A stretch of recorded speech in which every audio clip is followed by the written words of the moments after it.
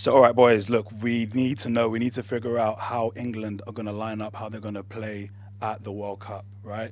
Tuchel's been tinkering, he's been trying to figure out what his best team is. Between the two of you guys, what do we think that looks like? Cams, we're going to get into it. We're going to have fun. As I said earlier, great minds think alike. And when I look at Thomas Tuchel, England have never had a problem with talent. Structurally has been the issue. I think he has found a freedom within a framework. I do think we play a high pressing system. Me and you were speaking off camera, and we'll get into it in a moment, about inverted fullbacks. Should we start there when we get into the 11? What's our first port of call? I mean, first and foremost, who do you think is going to be the 11? You know, who is going to be? Should we start with the easiest one then, Cam? So that's Pickford in goal. 100%. I think that's an absolute lock. Would it be fair to say John Stones? I think John Stones for the experience. Are we going Gurhey or Konza? I think he's going to go with Gahey.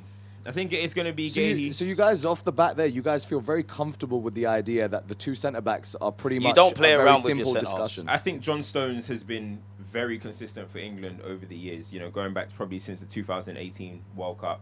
And then you look at Mark Gahey, arguably England's best player at the Euros in the last tournament. So I think he's earned his place in the team. Very tough with Konsa, because Konsa's ever reliable as well. But I think Mark Gahey gets the nod in that one. I know John Stones for the experience gets it. In Gahey, are we looking at a future England captain? Ooh. I think there's options, to be honest. I think you're looking at Declan Rice is a potential option. Declan twice.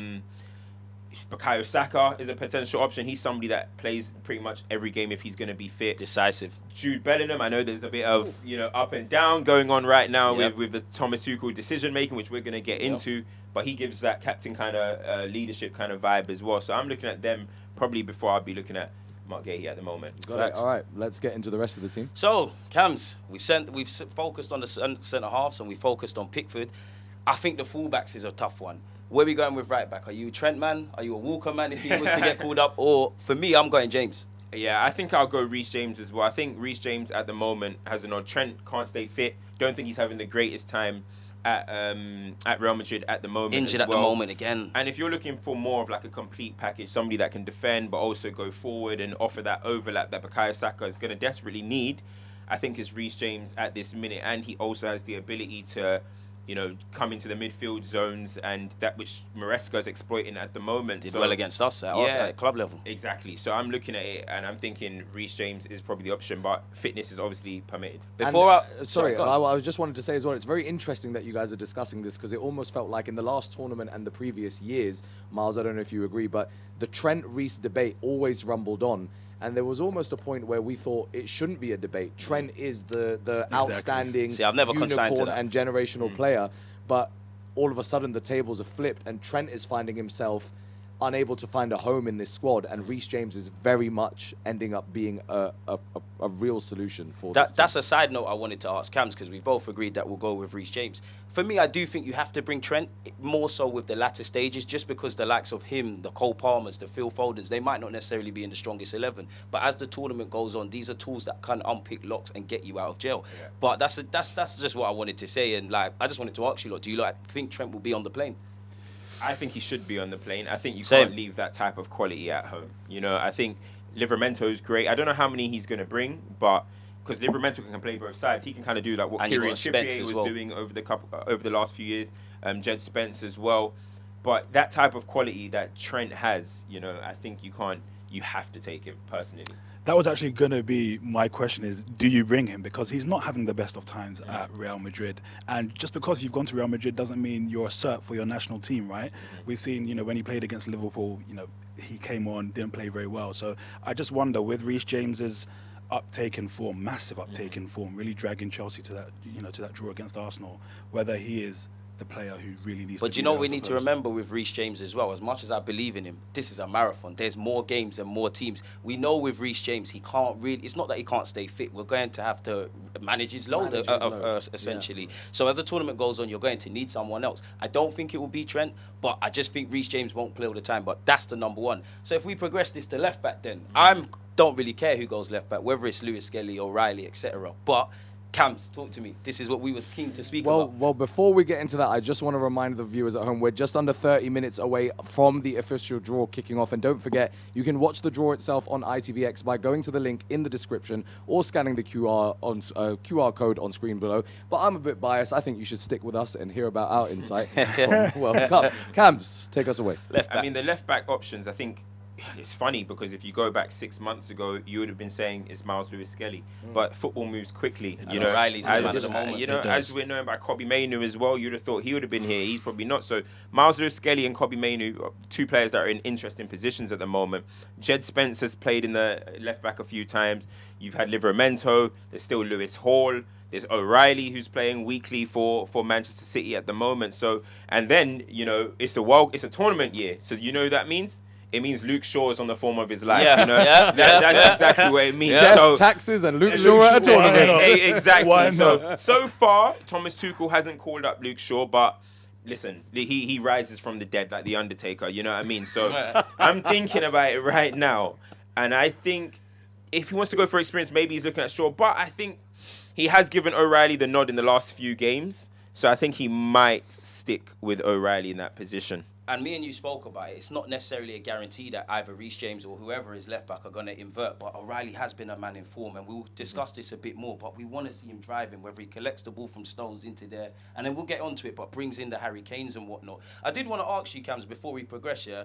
Do you think, because you touched on it, do you think the inexperience of an O'Reilly, of a Lewis-Skelly, of a Hall, we know their abilities out of question, but in tournament football, do you think that's a weak spot for us? I mean, in tournaments, these are the times where people become experienced. This is the time where you become, reliable for your nation. Yeah, so I'm not afraid to play them. You know, I'm not afraid to play them. If it's O'Reilly, if it's Miles, if it's Lewis Hall or Livramento, he's not the most experienced either. So or Jed Spence. I don't see it as a point of weakness. I see it as a point of excitement, in your enthusiasm. You're going to come with that youth. You're going to come with that, that drive, as you're saying, that athleticism. So I'm not really afraid of playing young players in tournaments. You know, we just seen Lamine. I know it's not, these guys ain't Lamine Yamal, but at 16 years old took over a tournament. We've seen Wayne Rooney do it. We've seen Michael Owen do it. We've seen Saka do it last couple tournaments. Jude Bellingham, we've seen it. This is what England do. So I'm not really afraid of the left back position. So that's the back four sorted. Miles, we're going into a pretty important part of it. Some might say the engine room where tournaments are won. Absolutely. How important do you think the midfield is going to be for England? For England, absolutely key. And for Tuchel. And for Tuchel, he has to get this right. And it's funny you've mentioned that left-back position where it's like almost a free hit. But I wonder whether this whole tournament you feel is a free hit or not for Thomas Tuchel. Is it one that he really needs to get to a place of winning it or getting very, very close? But with that as well, we'll also get into our midfield. Thomas Tuchel is here on an 18-month contract, which means, it's one tournament and he needs to win it. I mean, that's the reality. Exactly. England are going into that tournament to win it, and England have the squad capable of winning it. So there's, for me, the midfield area, which we're going to get into, this is where England lose every tournament. In my opinion, it's that part of the pitch. So how are we lining up then? Well, the easiest one is going to be obviously Declan twice. 100%. Covers two positions. Covers every position. Man, Puskas nominee. Make sure Arsenal fans you're voting. He's going to win us this World Cup. We're not biased. We're not biased at all. Yeah, we are. So yeah, Declan Rice is in there.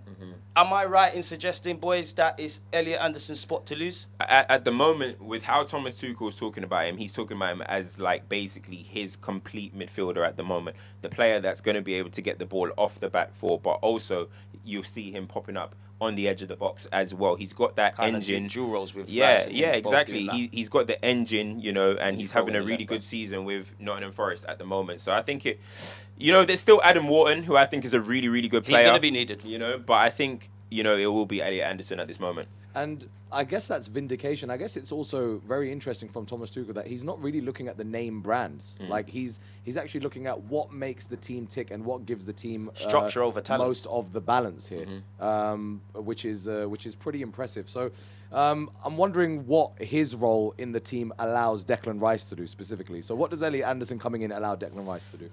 Cams, me and you, let's do this. Me personally, I think I'm more than welcome to say this. Obviously, we could invert and attack down this right-hand side, and there could be overloads. We know what Bukayo Saka can do inverting. We all know Rashford coming in behind. Whoever is left back, if we do choose to invert, this is where your Lewis Hall driving with the ball in midfield. Elliot Anderson offering a passing lane. Your Declan Rice running in behind. And I know I'm jumping ahead, but whether this is Rashford or Gordon, they're involved. We know Kane is going to invert. So that's where I think it will come from. But equally, we can't just put Elliot Anderson down as that. He does go forward. He does win the ball high up the field. And when we're in this kind of half pocket, he will act like the centre-halves will be there if we pretend those are centre-halves. And you've got Elliot Anderson. He's like a hub. They bounce it off him, will go left and right. But we've got Anderson. We've got Rice. I think the thing is, I think it's important to know that at international level, it's a lot different than club level. So when you look at the Premier League, what England have tried to do in some tournaments is play to Premier League pace at international level. It never happens, right? So I do think the marauding Declan Rice that we see at Arsenal is not necessarily the case, though. That's where I disagree a little bit, where I don't know if it's going to be the same Declan Rice that you're seeing them left spaces at Arsenal bombing up and down, because the game just doesn't move at that tempo. It's a lot slower at this level, which is why I think Elliot Anderson's role in this team is probably going to be the most important of the three. That's why I think you'll see, and again, Cams is right, they'll alternate. Like, you will see both bombing in behind. And you mentioned Declan Rice, and you're right. If you watch the last two games for Arsenal, he has obviously got in behind. He does do everything. But he has kind of been that protection in the central area. And you made a great point, which is the best point that's been said at the moment. International football and club football are very different. We have been accused at times of square pegs within round holes, which is why I'm a big fan of Thomas Tuchel prioritising structure over individuals. So that's our pivot. I know everyone wants to get into, the 10 role. Is it Foden? Is it Rodgers? Is it Bellingham? Well, we're looking for an entertainer. And speaking of entertainment, Nicole Scherzinger and Robbie Williams are putting me in a 2008 fever dream. They're on stage right now in Washington. Robbie Williams, well, could he bring some creativity to this squad? Could Robbie do a job for us in the Den, brother? By the way, that venue is stunning. That's amazing. Yeah, the Kennedy Center has done it only how the Americans know how. But you were talking about, back to this team, you were talking about the engine room here. This position here is probably the most contested and most debated position in the tournament. Does Tuchel stick or twist? Does he go full creative? Does he lock it down and make that team fully physical? Where do you see this lining up? This is an interesting one because, there's a debate about, Eze. He's just got his big move to Arsenal. You look at Cole Palmer, one of the best players in the Premier League. You look at Foden. And he's had a resurgence this season as well. And then obviously you look at Jude Bellingham. But in and amongst all these names I just mentioned, it's Morgan Rodgers who has the nod at the moment. It's Morgan Rodgers who has the trust of Thomas Tuchel. So this has thrown a bit of a spanner in the works where everybody thought it's just going to be a Jude Bellingham situation. He didn't get called up at one occasion. Phil Foden didn't get a call up. Obviously, Palmer hasn't really linked up yet because of injuries. So right now, it's actually Morgan Rodgers had the nod. But if it was me, I would probably still go with a Jude Bellingham in there. Only because I think out of all the three that are, all the options that are there, he's probably the best one that can form a 4-3-3. There's going to be occasions where, he's going to be in the 10 role, but there's going to be times where England are going to have to defend. They are going to have to defend as in a flat four, and I think Jude Bellingham's probably the most suited to that as well. So I will go Jude, but I do think there's some tension going on at the moment. Do you think it's Rodgers to lose? At this moment, it is. And Miles, I want to come to you and figure out, how important is it to find the right fit versus how important is it to choose someone with the personality to play in the biggest game? Yeah. Because I think with tournament football, sometimes you need someone that can rise to the occasion. But Thomas Tuchel seems to go to the approach of, I want the best person for the best system. Yeah, I mean, firstly, in that role, it's so key and so important that, England does have that creative player who can change a game. And it's just so funny that we're talking about the team so far, and this seems to be the most interchangeable position. We don't know whether it will be Jude or someone like, Morgan Rodgers. It's obviously vital for England, and I think the boys can't quite decide who it needs to be, It's also, it's like, if you're looking at somebody that's going to just unlock defenses, I think you're looking at someone like a Cole Palmer, right? And if you want that dribbling ability, then maybe you're looking like an Eze or maybe a Phil Foden. But I think it's just a little balance of everything. I think that might be a Jude Bellingham situation. Phil Foden, as good as he is, as talented as he is, I think of all of them, you might argue he's the most talented. But what he's done in the England shirt hasn't really been up to scratch. So I think he'll be a little bit further down in the pecking order. And I think, as I said, I think there's something going on at the moment with Jude and Thomas Tuchel. But I would be going with Jude Bellingham. Well, I want to throw to now probably the most important position and probably the most debatable position. We have no idea who's going to take this spot. Who's playing number 9 for England? It's got to be Keza, innit? Harry Kane. Keza. First name, nickname, racist. Well, he technically came through Arsenal's academy despite his Spurs ties, man. So I'll always push that agenda. But yeah, it's got to be Kane. It's got to be Kane. I think more of an interesting debate, and I don't know how far you lot want to go, is does Tuchel take another striker, or who is the number 2 in command if it's not Kane? But that's an easy pick. We're all going with Kane, right? Nah, that's easy. And we've actually got a question from the chat. Now, remember, thank you for sending in your questions. Remember, you can be throwing in your questions to us throughout the discussion, and we'll pick the best ones and make sure we discuss them. We've just got a question for you that says, who is the best backup for Kane? We've got some great strikers, we've got depth, but when Kane needs to come off, who's going to fill his boots? Yep. Who are you going with? Ollie Watkins. Yeah, I think it's Ollie Watkins as well. I don't think it's going to end up being like Ivan Toney or anything like that. Watkins hasn't had the greatest season as of yet. And he's carrying a knock but as well. You know when the temperature drops in the winter, Ollie Watkins comes alive. Yeah. You're about to see streaky Watkins, winter Watkins. He's probably gonna score like 10 goals in his Winter Watkins. We're coining it. Yeah, he's gonna score about 10 goals in his next like 8 games. Yeah. That's the type of player that Did he quite is. well midweek as well. Yeah, and you know what? He's a complete different option to Harry Kane, and I think that's what's important. Kane is gonna drop deep. Kane is gonna get on the ball, swing some long field passes to Bukayo Saka and stuff. And defenders may think sometimes they're not going to play against Harry Kane because he's not going to be there. But then when Ollie Watkins come on, as we saw against Netherlands, give me the ball in behind, just slide that pass. He's going to be onto everything, and he adds that extra bit of intensity. So I will still be going with Ollie Watkins, but this start of the season has been a little bit not the best, and I heard he's got a knee injury at the moment. But I think he'll be back, and he'll back to scoring goals very soon. Very quickly. This is Kane here, right? Yeah, because he's going to drop into these. I was gonna say he's that position where he was there. He was so deep. But that's the difference with Harry Kane. And it's obviously it's what we've seen from him as he ages. Kane's going to drop in. You're going to have either side running in behind. But that's just to reiterate Cam's point. Obviously, with Watkins, he's not really interested in that. I know in the modern day you have to. He wants to bomb in behind. Like if you watched Aston Villa midweek, you would have seen them Aston Villa do that against Brighton. That's where Ollie Watkins comes into his own. And I have to remind everybody listening, not you guys, this is a tournament. All of these players are pieces to the puzzle. What might win you the first game week might not necessarily win it the second. That's kind of my thing going back to right back around Trent. But yeah, that's the striker situation. Well, we're just under 20 minutes away from the draw kicking off, but we've got plenty more to discuss, including England's wide positions. So Harry Kane's there, Watkins for backup. Who are we going for in the wide positions? Let's talk about the right-hand side. You know, there's sometimes I feel like people try and create a debate out of this situation. They try to say, maybe you can play Cole Palmer on the right-hand side, or you can play...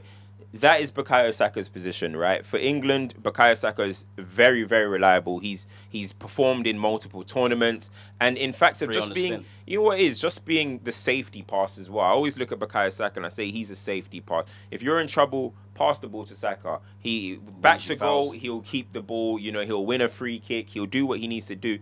Very safe. And I look at him a bit like I think he's kind of taken up this kind of like wide playmaker kind of role lately.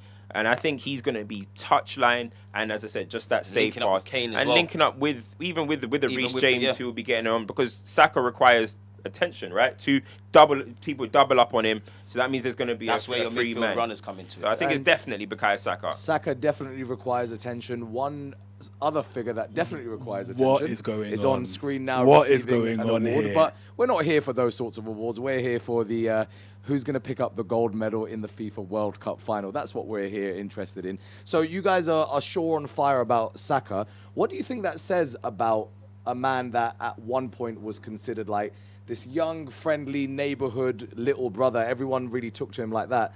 It seems like after going back-to-back for England's Player of the Year, he's taken on a mantle where he's willing to carry the pressure for a side like England. What do you think about that? I think people look at Saka and don't, like, you're right, he's like everyone's little brother and stuff. Don't let the smile fool you. He wants all the smoke, he wants all the pressure, he wants all the attention, and he delivers. He's done it in 2 Euros. He did it in the last semi-finals against France. And as Cam said, he's a focal point. If he's being marked against and doubled up against, that brings other players into play and it helps alleviate pressure. Not to mention his link-up play with Kane, not to mention him cutting in onto that left-hand side. I know we're probably not going to see Trent, but even in a couple of friendlies before Tuchel, we saw them two connecting down that side. And Reece James is a quality player. I don't like his team that he plays for. Them two linking up is going to be amazing. And we've also got to remember, the Declan Rices, the Harry Kanes, the Bukayo Sakas, they're all part of the leadership group for England. So it goes without saying they're going to start.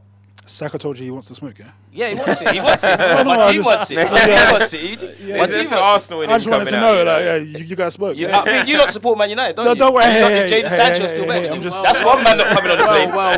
One man. That's the Villa man over there. Behind the camera. Speaking of Man United, Do we have via to? Barcelona. Yeah.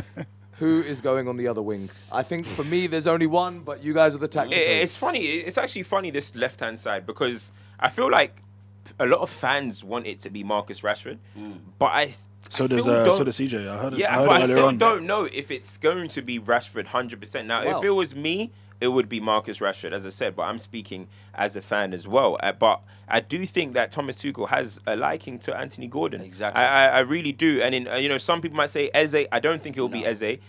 I actually think he has a liking to Anthony Gordon. So this one is a toss-up, and I think it's the one position in the England team which I think it's like, as maybe the left-hand side, maybe even the left-back, where we're just really uncertain as to who's going to play. I would go with Marcus Rashford, but I wouldn't be surprised to see if it's Anthony Gordon. And Cams, do you know why Anthony Gordon's a weird one, yeah? Because obviously some players don't necessarily perform for their club. They're indifferent like Anthony Gordon, but anytime he's been selected with Tuchel, he's not let him down. That is something managers are going to bear in mind. So I make you right. I do think us fans, we'd love Rashford. I'd nudge it towards Rashford.